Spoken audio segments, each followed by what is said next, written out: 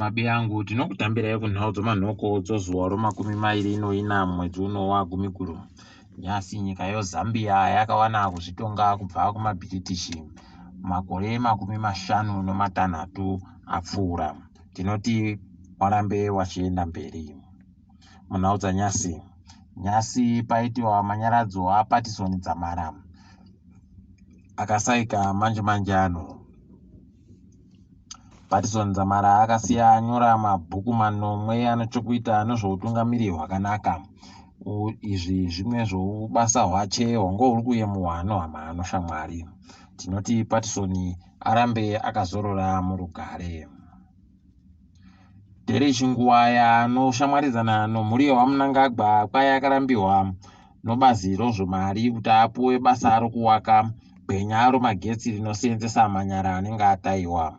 Izvi zvakaitika nokuti kwai bazi romariri ragotiro mariyo iri kudhura kudzorera.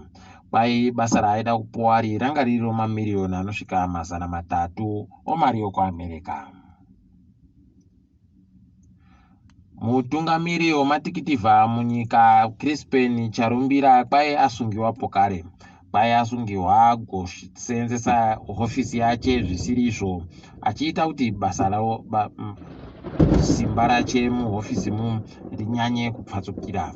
Heno kuti chii chaakaita chiri kuita kuti zvidandi. Tichagohunyepai kuti zvaburika. Nyasi padande mutande Niki Mangwana anova mureketeri wehurumende anzi Nafadzai Mahere anova mureketeri webato reMDC Alliance auye waite zvokuita kukubana kwopfungwa. Izvi zvabva zvamunetsa akabva aita zvokuvharira Fadzai panze kuti areke kuona chidziro chache paTwitter. Kuno mamwe makwai okuti waMnangagwa wagoisa rimwe boka riri kunzi rinorwisana nouori muhofisi mawo. Muhofisi mawo mukwai boka riri kutungamirwa neumwe muzukuru wawo, asi kuisiwa kwaro boka kuriba pamutemo wenyika. Izvo zvinova zvabva zvanetsa vanhu vazhinji kuti sei zviri kudando. Munyika medu padziwa mupengo zvanozuro kwakanga kwano vanhu vanosvika zviuru 950 vanhu vakabatirwa dziwa mupengo. Vanhu vakapora kwariri vanopfuura zviuru 9,800.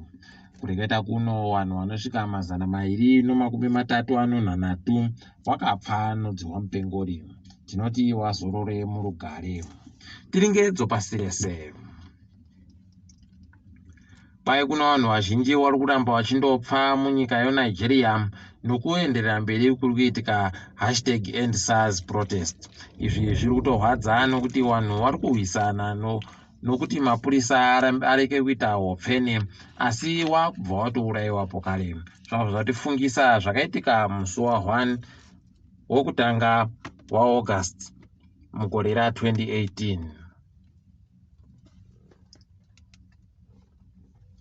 Nyika yeSeychelles pai iri kuita zvosarudzo pokare nyasi. Nyika iyi yange iri kuita sarudzo dzomutungamiri wenyika pabodzi newamiri wedare reparamende.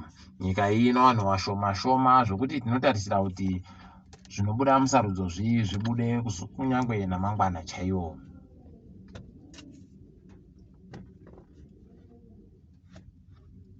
KuIjipita dare reparamende ravhura pokare kuti kuitiwe sarudzo.